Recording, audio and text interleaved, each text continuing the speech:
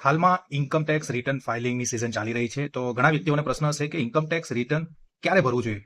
Van it is mandatory to file your income tax return.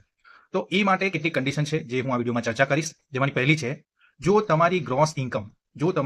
Gross income exemption લિમિટથી વધુ હોય તો તમારે ઇન્કમટેક્સ રિટર્ન ફાઇલ કરવું મેન્ડેટરી છે. ગ્રોસ ઇન્કમ એટલે જે પણ ડિડક્શન તમે ક્લેમ કરો છો એ ડિડક્શનને છોડીને તમારી 5 પ્રકારની જે આવક છે, salary, house property, capital gain, બિઝનેસની આવક કે પછી પ્રોફેશનની આવક અને એ સિવાયની ઇન્કમ ફ્રોમ અધર સોર્સિસ, આમ 5 પ્રકારની જે આવકના જે સ્ત્રોત છે એ ટોટલ જ્યારે 2.5 લાખથી વધુ થાય તો તમારે ઇન્કમટેક્સ રિટર્ન ભરવું મેન્ડેટરી તમારા માટે બની જાય. હવે એ જ લિમિટ સિનિયર સિટીઝન માટે 3 લાખ કે પછી સુપર સિનિયર સિટીઝન માટે 5 લાખ હોઈ શકે. બીજું કે તમે રેસિડેન્ટ ઇન્ડિવિજ્યુઅલ છો, તમે ભારતના નાગરિક છો, પણ તમે RNOR નું સ્ટેટસ ધરાવતા નથી, એટલે કે રેસિડેન્ટ નોટ ઓર્ડિનરી રેસિડેન્ટ, આ સ્ટેટસ સિવાયનું સ્ટેટસ તમે ધરાવો છો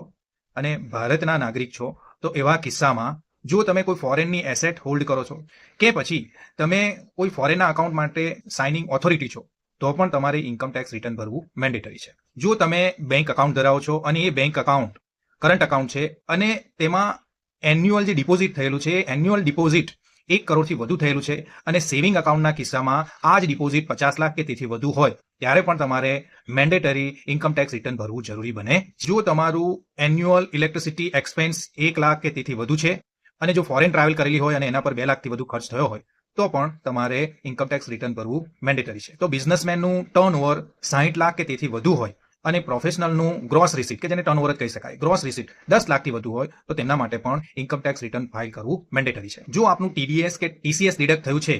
તો એવા કિસ્સામાં તમારું 25,000 થી વધુ TDS કે TCS નું ટોટલ છે તો તમારે ઇન્કમટેક્સ રિટર્ન ફાઇલ કરવું જરૂરી છે અને આ જ લિમિટ સિનિયર સિટીઝન માટે 50,000ની છે.